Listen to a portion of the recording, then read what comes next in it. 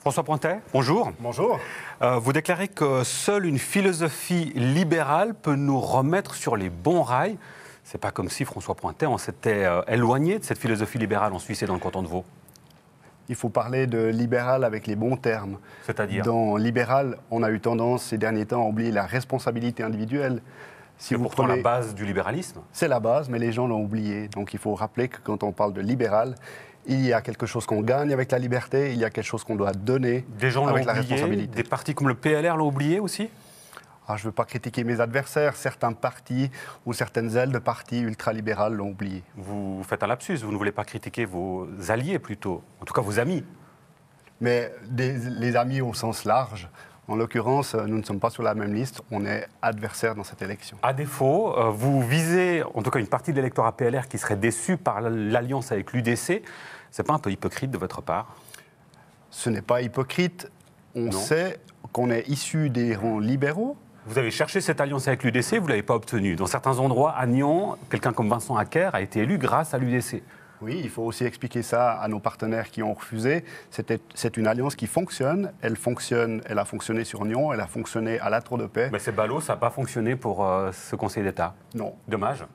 Très dommage, mais il faut expliquer ça aux gens qui ont refusé. Un mot sur le social. Vous fustigez l'aide qui est donnée et la proportion grandissante de cette aide. Vous visez quoi, une chasse plus accrue aux abus de l'aide sociale ?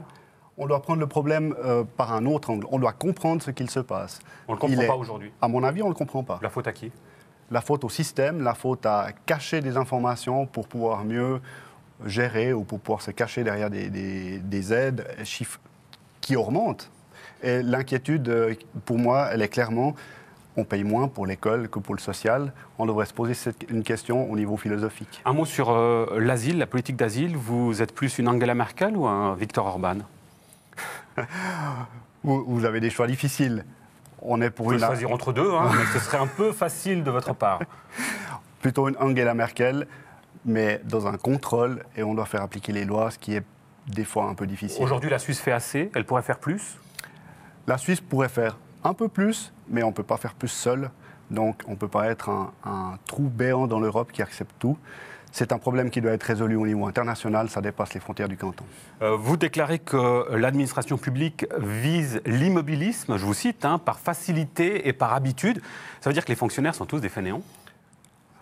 C'est comme ça qu'on peut le comprendre. Non, mais il ne faut pas le comprendre comme ça. Écoutez, par facilité et par habitude, ça donne un peu l'image on est dans un système administratif des fonctionnaires. On a un certain nombre de réponses à des questions où on ressent vraiment ça, c'est-à-dire des personnes ont répondu trop vite, on interprète les lois de manière beaucoup trop rigide parce que ça réduit leur travail de leur côté. Est-ce que, si je vous suis, il faudrait plus de moyens pour la fonction publique ?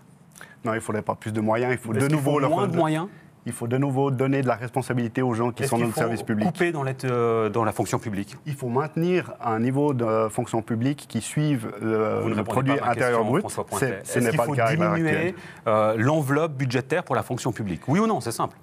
Il faut suivre la progression de notre produit intérieur brut. À l'heure actuelle, on a dépassé cette progression, on le dépasse de manière systématique et il faut se poser des questions. Pourquoi ? Alors, c'est un peu le docteur en sciences mathématiques qui parle. J'aimerais une réponse simple. Est-ce qu'il faut couper dans la fonction publique ? Oui ou non, François Pointet ?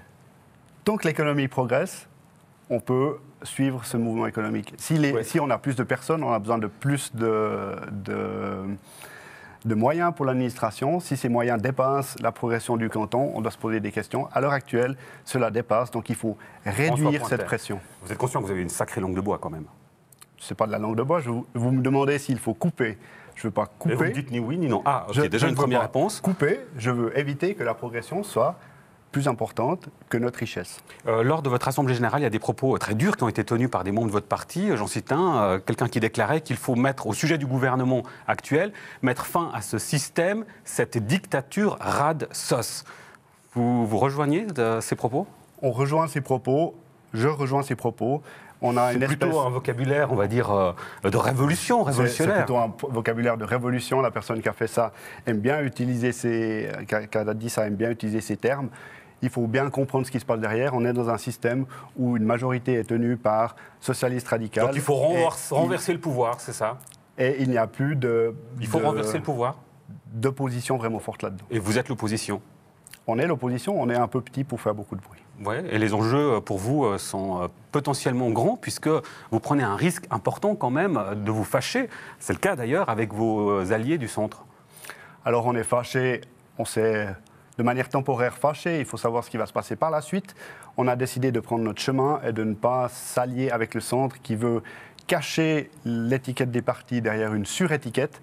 On a refusé ça et on a décidé de prendre notre chemin. C'est beau la politique. Ennemi un jour, ami le lendemain, c'est ce qui s'attend, c'est ce qu'on peut s'attendre en l'occurrence pour la suite. François Pointet, merci, bonne chance pour cette campagne. Merci. Au revoir. Au revoir.